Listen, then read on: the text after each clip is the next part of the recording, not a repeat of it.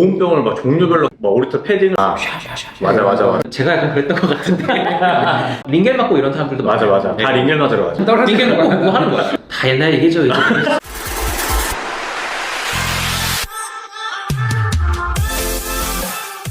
네, 오늘은 이 변호사 시험에 대해서 그리고 또 어떻게 해야 이 변호사가 될 수 있는지 뭐 이런 이야기 좀 해볼 텐데 합격자들이니까 오랜만에 뭐 추억팔이 하면서 한번 이야기 좀 해보면 좋을 것 같아. 수험생들이 맨날 수능 얘기 몇 년 동안 하는 것처럼 변호사들도 몇 년 동안 변호사 시험 얘기 좀 하거든요. 조금 지나긴 했죠. 저희는 이제 얘기를 많이 하는 시기가. 시험 본 지가 8년이 된 거예요. 만 8년. 네, 저는 7년 됐고요. 근데 이건 앞으로 10년 지나도 더 얘기할 것 같아요. 먼저 원래 그 수능 시험 때도 보면 막 별의별 진상들이 많은데 내 기억에 수능 때는 막 보온병을 막 종류별로 가져온 사람들도 있었고 막 오리터 패딩을 막 여러 개 가져온 사람도 있었는데 뭐 기억나는 진상들 있었어? 시험장에서 봤던? 그런 사람도 있죠. 이게 저희는 법전 보고 시험 보니까 법전 엄청 소리 내면서 넘기는 사람도 있어요. 샤샤샤. 맞아. 그런 사람들 있고 저 개인적으로 좀 신경 쓰이는 사람은 시간에 쫓기는 시험인데 그 진도를 혼자 엄청 빨리 빼는 사람이 있어요.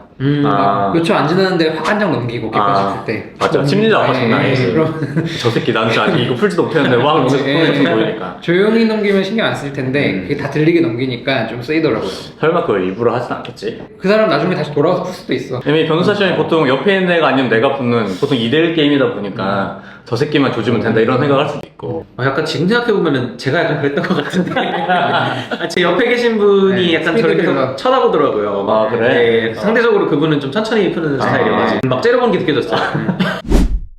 그러면 이제 변호사가 되는 방법에 대해서 좀 이야기해볼까? 우리들은 사법시험과 이 변호사 시험의 과도기에서 변호사가 되는 사람들이기 때문에 아무래도 좀 이 사법시험에 대한 추억들이 있지. 왜냐면 우리 기수들은 대부분 사법시험 공부한 사람들도 많거든. 저도 잠깐 했었죠. 얼마나 있어? 거의 3년 했죠. 꽤 네. 오래 했네. 일찍 붙었어? 1차를 안 붙었죠. 나는 절대 사법시험 안 한다고 하다가 나도 법대를 들어가서 남들이 너무 다 하니까 안 할 수가 없어가지고 맞아. 1년 했어 딱. 1차 시험 1회도 하고 딱 접었어. 아, 내가 못하겠다 이거. 결국엔 로스쿨 네, 들어갔지. 이분들은 이제 법대 출신이라서 그렇고 저는 경영대 출신이라서 사법시험 이런 거 당연히 생각도 안 했고요. 이제 로스쿨 가서 이런 사법고시 공부하시던 분들이 또 잘하셔요 그때. 아무튼 이 사법시험이라는 게 사실 2017년도가 마지막 시험이었고 그 전부터도 계속 숫자가 줄다가 마지막 시험은 딱 50명만 2017년도에 보고 그때부터는 완전히 그냥 로스쿨 체제로 바뀌었어요. 로스쿨은 2009년부터 첫 입학생이었고 2012년도부터 1회 시험을 시작했으니까 5, 6년 정도를 사법시험이랑 로스쿨을 혼용해가지고 했죠. 그러면 이제 여기 보는 사람들은 대부분 이제 뭐 이미 변호사가 됐거나 혹은 로스쿨 가고 싶은 사람일 텐데 변호사가 되려면 일단 다들 알다시피 로스쿨에 일단 들어가야 하고 두 번째로는 유급을 안 당하고 이 로스쿨을 졸업 예정자가 되어야만 하는 상황. 근데 생각보다 로스쿨 다니면서 다 졸업하는 게 아니라 제 느낌으로는 많게는 한 20%? 20% 정도는 유급을 당해서 변호사 시험 못 보는 사람들도 있고 그게 전략적으로 하는 경우도 있죠. 그 졸업한 뒤부터 5년, 5번 볼 수 있거든요.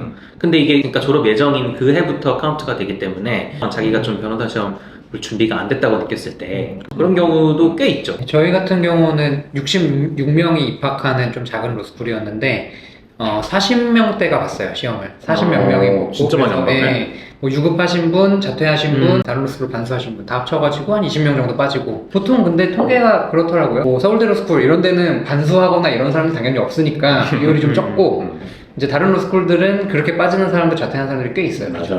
그리고 또 가장 큰 또 의외의 허들 중 하나가 이거 보고 있는 그 예비 로스쿨생들은 모를 수도 있는데 이 법조윤리라는 게 있어요. 변호사 시험을 보려면 재학 중에 봐야 하는 법조윤리 시험이 있는데 이걸 합격해야 돼요.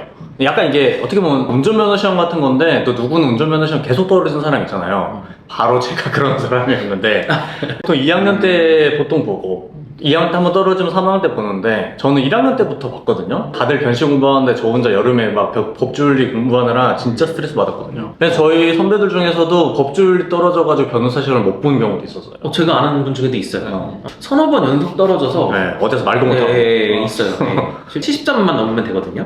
근데 이렇게 보면 되게 쉬워 보이는데 생각보다 어려워. 생각보다 어려워요. 너무 이게 하기가 싫은 공부여서 저도 딱 70점 맞아서 통과했거든요. 지금도 그 법조윤리 보러 갈 때 생각이 나서 버스 타고 가는데 변호사 시험 때만큼 떨렸던 것 같아요. 왜냐면 이거 떨어지면 나는 그냥 아예 변시 자체를 못 보니까 지금 로스쿨 들어오는 사람들이나 이미 재학생들은 1학년 때부터 보는 걸 저는 추천해. 어차피 1학년 때 공부 많이 안 하니까 1학년 때 열심히 해서 법조인부터 통과하는 게 좋지 않을까? 자, 그럼 이제 본격적으로 이제 변호사 시험이 어떤 시험이고 진짜 어느 정도 어려운 시험이고 얼마나 힘든 시험인지 한번 좀 이야기 해봅시다. 이번에도 보니까 똑같더라고요. 저 봤을 때랑 총 4일 동안 봐요. 근데 이틀 보고 하루 쉬고 이틀 보거든요. 처음에 공법, 헌법, 행정법 이제 이런 걸 보고, 두 번째는 형사법을 보죠. 그 다음에 세 번째는 민사법을 보고, 마지막 날은 민사법 남은 거랑 그 다음에 선택 과목을 이렇게 봐요. 가운데 하루는 완전히 쉬고. 근데 이게 얼마나 힘드냐면은 아침 10시부터 시험이 시작해서 저녁 7시까지 시험을 봐요. 처음 앞에 이틀은.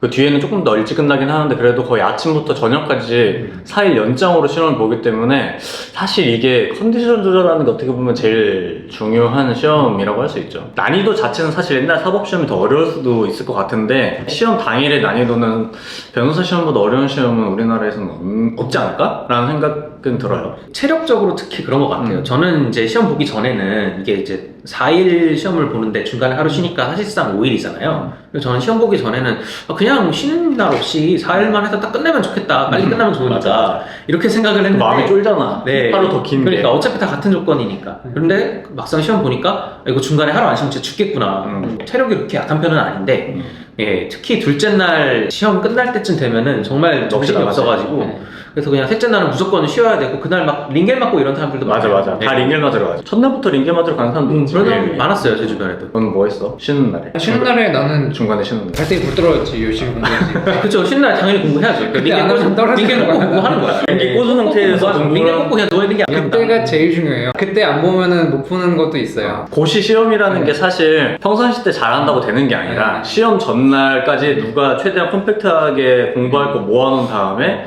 시험 보기 직전에 이 빠져나가는 구멍보다 더 많은 걸 쏟아부은 사람이 사실 붙는 거여가지고 아무튼 이 변호사 시험은 하는 과목별로 객관식, 사례형 풀이, 서술형이 있고 그냥 마지막은 진짜 그 써야 하는 그 기록형 시험이 있어요. 근데 요즘에 정말 많이 달라진 게 지금은 이제 컴퓨터로 시험을 봐요. 맞아. 저희 때는 법전이 다 한자로 병기가 엄청 맞아요. 많이 되어 있었는데 요즘엔 다 한글 법전을 보고 저는 한자를 잘 못 읽어가지고 되게 힘들었거든요. 막 옆에 작은 글씨로 다 쓰면서 공부하고 근데 시험 볼 때는 그게 글씨를 못 쓰거든요. 그래서 한자로 봐야 되고 지금은 많이 좋아졌죠. 컴퓨터로 쓰면 특히 타자로 치면 얼마나 좋을까. 저 그거 생각 많이 했어요. 라떼가 더 힘들었다. 네. 아 근데 이게 진짜 큰 게 저는 악필에다 글씨도 늦게 써가지고 심지어 저 로스쿨 3학년 때는 그 글씨 쓰는 교본을 사가지고 매일 연습했어요. 저도 악필의 글씨가 느린데 그 악필이 원래 느려요. 왜냐면은 체계가 없는 거예요. 글씨 쓰는 체계가 없어서 근본이 없어서 악필이 원래 느려. 손도 아프고 맞아. 3학년 초 때 이제 사례형 시험 딱 보고 교수님이 내 거 있으면 누가 쓴 거냐 이러는 거야. 그래서 전대했더니 한숨 푹 쉬더만 네 거는 읽을 수가 없어가지고 이거 채점을 못 하겠다. 막 이 정도로 지금 애들은 그런 걱정 없겠네. 올해부터 이 CBT로 컴퓨터로 쓸 수 있게 이렇게 정확히는 컴퓨터로 응시할지 옛날처럼 손으로 할지 선택할 수 있다고 그러더라고요. 궁금해가지고 한번 찾아봤는데 3천 몇 명이 올해 이제 응시를 했는데 그 중에서 한 20 몇 명이 손으로 쓰는 걸 선택을 하셨대요. 올드맨 네. 한석봉님들 글씨에 자신 있는 사람. 그렇죠. 글씨 자신 있거나 아니면 이제 타자가 조금 뭐 이렇게 익숙하지 않을 수도 있을 것 같고. 펜에 되게 관심을 저도 가졌었어요. 펜이 무슨 Z 스트림 쓰냐 다양한 연장들을 사람들이 하고 뭐에 막 뭐 넣어가지고 막 결합시키고 맞아. 다 옛날 얘기죠. 이제. 이 부분이 제일 또 궁금해할 것 같은데 도대체 얼만큼 공부를 해야 이 변호사 시험을 합격을 할 수 있냐. 이게 아무래도 뭐 당연히 초미의 관심사 사실 다 알아 머릿속에는. 로스쿨 초기는 합격률이 굉장히 높았어요. 어느 시점부터 이제 합격률이 정체가 되기 시작했는데 제 기억에는 제가 5회니까 뭐 4회에서 5회? 5회에서 6회 넘어가는 그때부터 약간 합격률이 반절 정도로 이제 수렴을 해서 40% 후반대? 뭐 이 정도로 유지되는 것 같아요. 자습실에서 공부를 하다 보면 옆에 있는 쟤 아니면 나다. 항상 그 생각을 갖고 있었어요. 저는 뭐 바쁜 직장인 정도 일하는 양만큼 공부하면은 그 정도는 해야 되지 않나 싶긴 합니다. 바쁜 직장인 정도가 뭐 한 9 to 8시? 뭐 10시? 수능 공부 시간 뭐 딴짓 하는 거 포함해서 이제 앉아 있는 시간이죠. 어떻게 그때 다 집중하기는 어려워. 근데 앉아있는 시간이 그 정도 안 되는 사람이 있을까요? 그래요? 방학 때 이런 때 보면은 뭐 많이 비어 있는데. 물론 그 앉는 시간에 맨날 자거나 네. 뭐 네. 게임하거나 이런 사람도 있을 수 있겠지. 수험생들은 다 타임워치를 보통 하나씩 갖고 있는 내가 오늘 하루 순수 몇 시간 공부했냐. 이거 순수 공부 시간 그냥 제 기준으로는 6시간, 8시간을 넘기가 저는 되게 어려웠어요. 그러니까 진짜 순수하게 공부만 하는 네, 시간. 맞아요. 맨날 그 매일매일 자괴감이 드는 거지. 아침에 일어나서 밤 늦게까지 분명히 나는 공부를 했는데 왜 순수 찍히는 시간이 이거밖에 안 되지? 이것 때문에 너무 스트레스 받는 거야. 스마트폰이 진짜 큰 적이고. 맞아요. 저는 나중에 3학년 때는 그런 거였어요. 예를 들어서 이렇게 셋이서 공부하면은 그냥 이런 공간 하나 빌려서 50분 딱 하고 10분 쉬고 이거를 정확하게 지키자. 그래서 핸드폰 저기 놓고 50분 같이 싹 공부하다가 10분 쉬고 나갔다 오고. 이렇게 하니까 엄청 순수 공부 시간이 늘어나더라고요. 근데 그런 식으로 안 하면 요즘에 진짜 핸드폰이 너무 맞아. 재밌어요. 맞아요. 너무 재밌는. 저도 막 게 사물함에 넣어놨다가 찾으러 맞아, 가고 맞아. 나도. 그것도 사물함 너무 가까우니까 너무 자주 가게 돼서 그렇잖아. 멀리 있는 사물함에 맞아. 넣고. 내가 너무 나약해. 나를 믿을 수가 없어. 그래서 꼭 3학년 때는 다들 스터디를 하잖아요. 많이 하죠. 물론 그 네. 스터디도 막 격전지지. 어떤 스터디에 내가 들어가냐 막. 진짜 공감되는 내용 중에 하나는 이게 이제 소위 말해 밑빠진 독에 물 붓기라고 하잖아요. 내가 지금 이걸 공부를 해서 지식을 머릿속에 넣어도 이게 동시에 이렇게 잊어버린단 말이죠. 근데 이 양이 워낙 많기 때문에 비법 노트나 뭐 자기만의 요약이나 책에 뭔가 요약을 이렇게 잘 표시를 해놓거나 해서 그게 결국에는 네. 전날 볼 수 있게 만드는 네, 거잖아요. 맞아요. 두꺼운 책을 빠르게 보는 스타일로 하는 친구들도 있고 요약본을 빨리 보는 스타일로 하는 친구들도 있고. 봐야 하는 책만 싸면 사람 키보다 당연히 높아질 정도로 엄청나게 많은 양인데 이걸 결국에는 시험 전에는 이만큼으로 줄이는 게 다 핵심이어서 그 공부 처음 시작한 사람한테 이것만 주면 되지 않냐라고 하지만 또 그것도 아닌 게 그런 사람한테는 이게 이해가 안 되지. 시험 공부는 한마디로 얘기하면 저는 로봇을 만든다. 나를 로봇으로 만들어야 한다라고 항상 얘기를 하거든요.